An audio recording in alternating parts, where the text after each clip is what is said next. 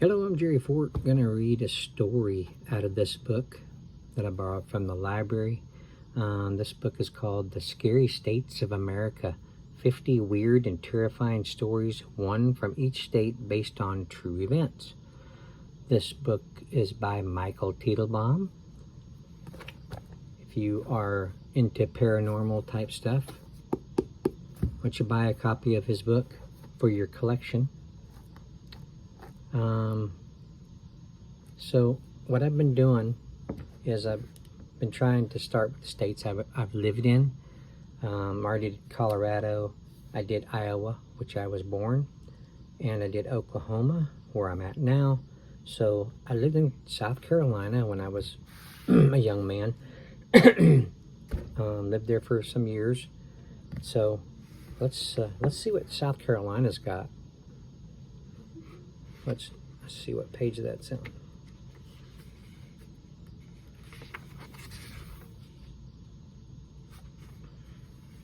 Page 223.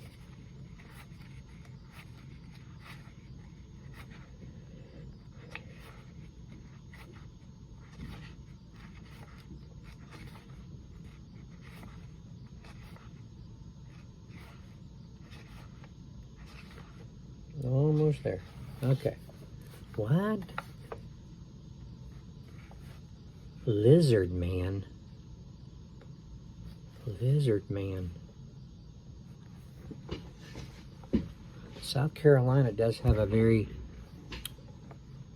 pretty good size reptile community.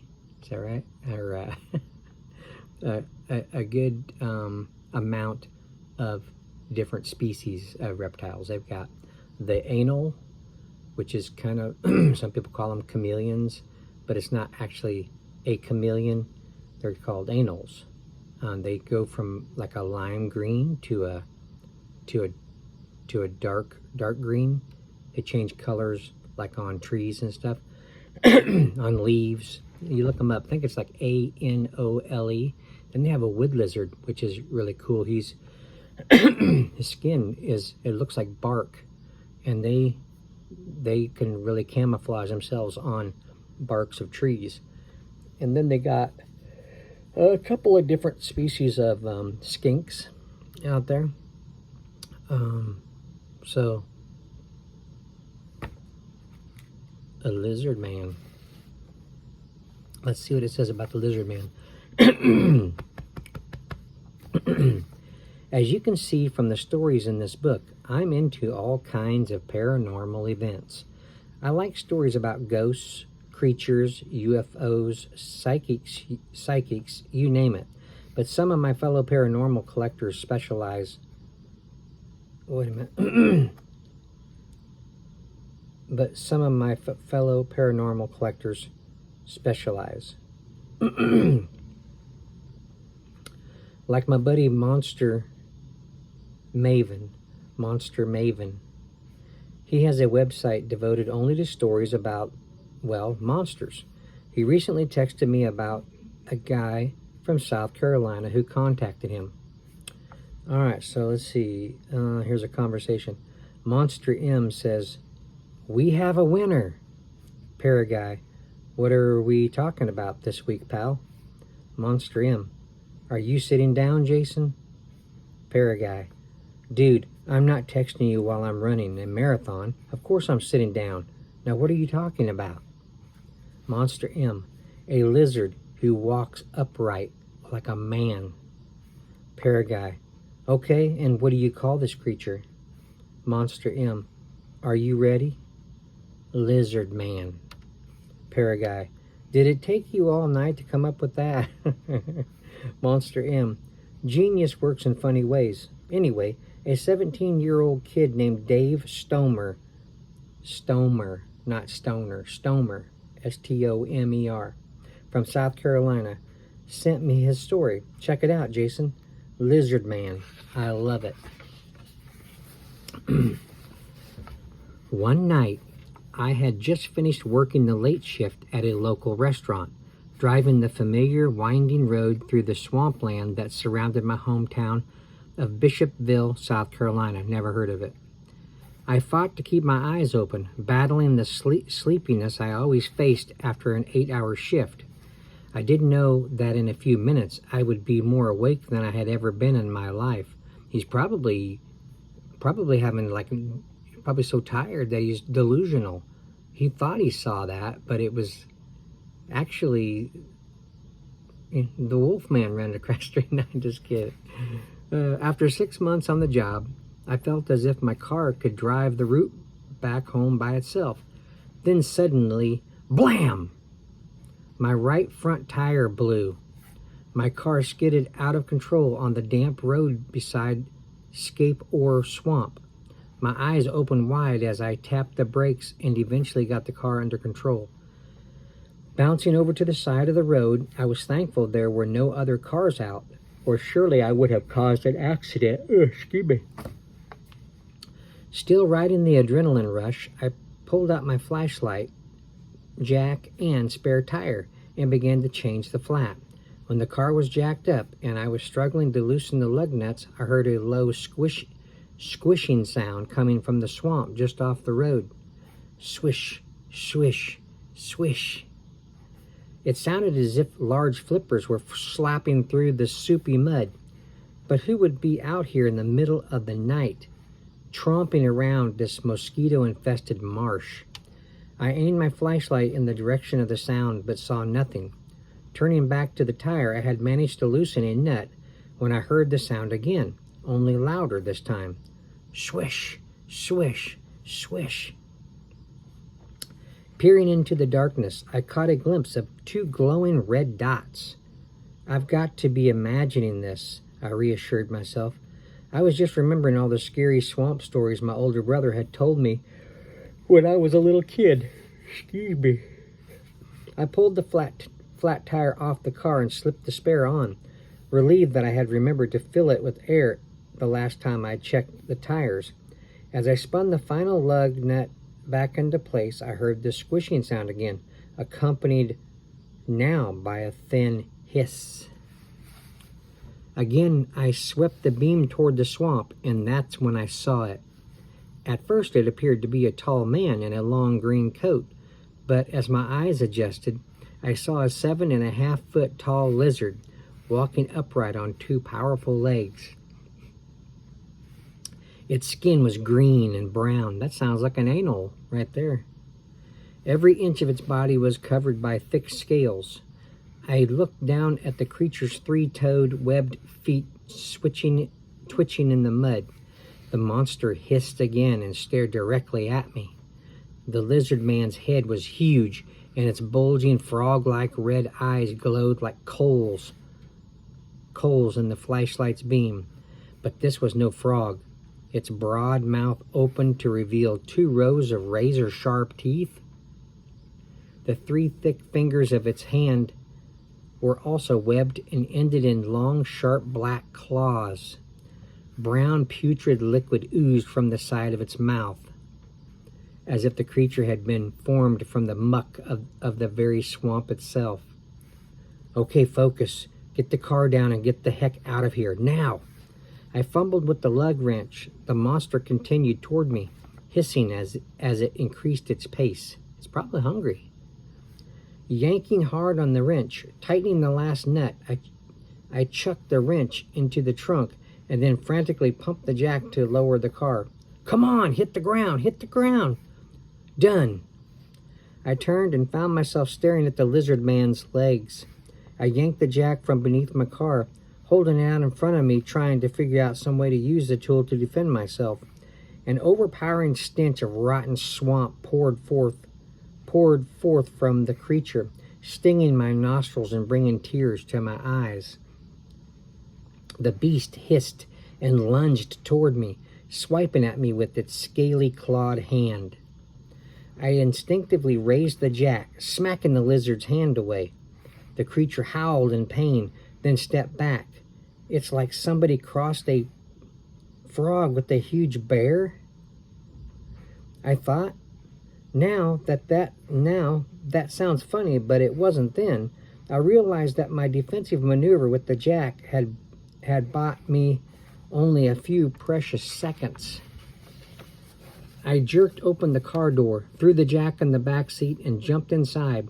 Reaching out to close the door, I felt a sharp sting in my wrist. I looked down and saw the lizard man's slimy but powerful hand wrapped around my left wrist, its claws digging into my skin. The stench made me nauseous, and I felt my stomach tighten. I gripped the steering wheel tightly with my right hand as the beast began pulling me from the car. I didn't want to die on a lonely road, dragged to a watery grave in the stinking quagmire of scape or swamp. My eyes scanned the dashboard frantically for any kind of weapon. I spotted a pen in the change holder between the seats. With no time to think, I released the steering wheel and grabbed for the pen. Got it. I felt myself being pulled out of the car. Whipping my right hand across my body, I drove the point of the pen into the creature's arm. The beast snarled in pain and then let go.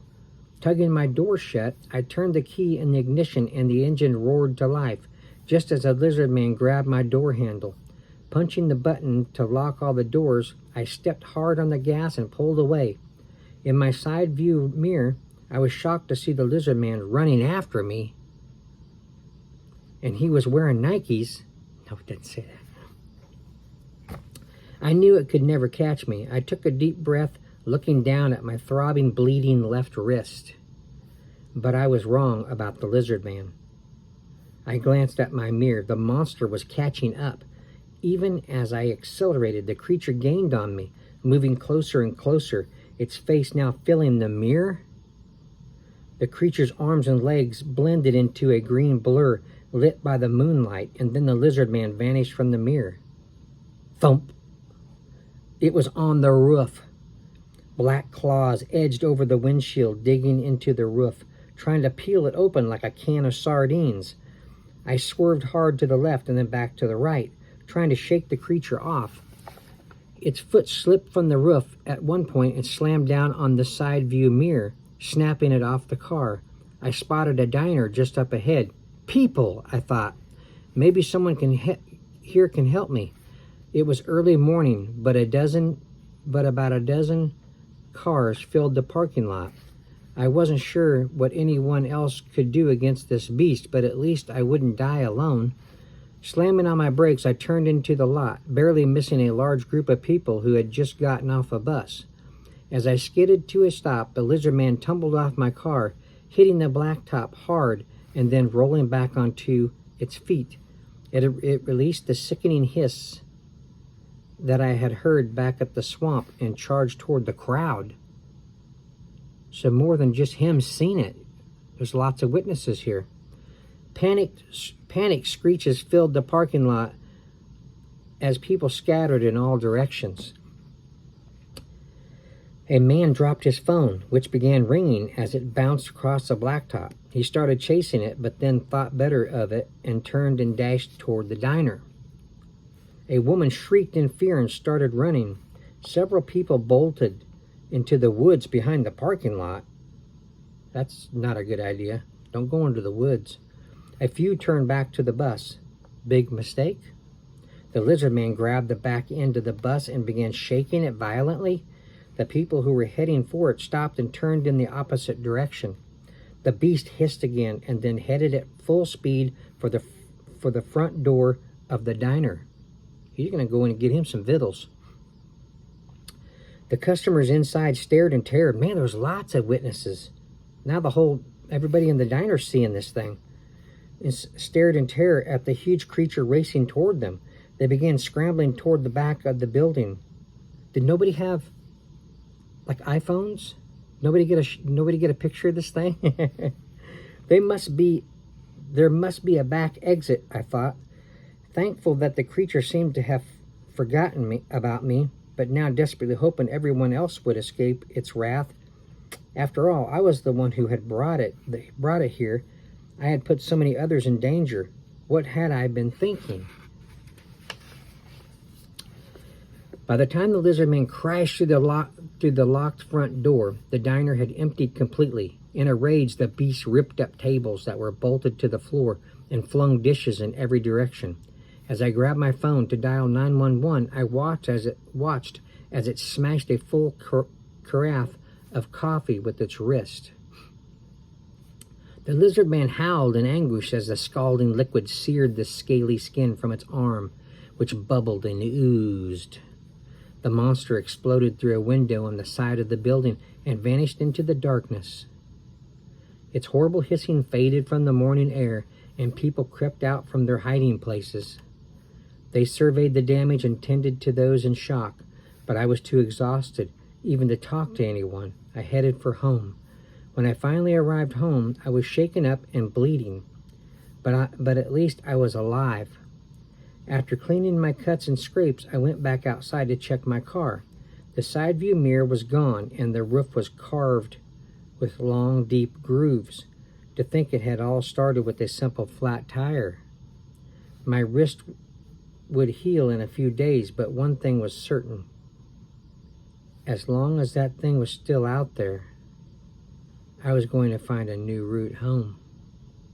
Might be a good idea. Because he's going to remember him. He's going to want revenge. He's going to want a second chance to get a hold of that guy. Because his claws dug into his skin, right? Got some blood. He probably got some DNA. Imprinted it on his memory. Now he's got him right there. Okay. Well, I hope you all enjoyed this story of South Carolina. That was Michael Teitelbaum, The Scary States of America, 50 Weird and Terrifying Stories, one from each state based on true events. Support the author. And if you're into paranormal stuff and you want one of these for your collection, pick one up. Okay. Thanks for watching. I appreciate it. See you on the next one. Bye.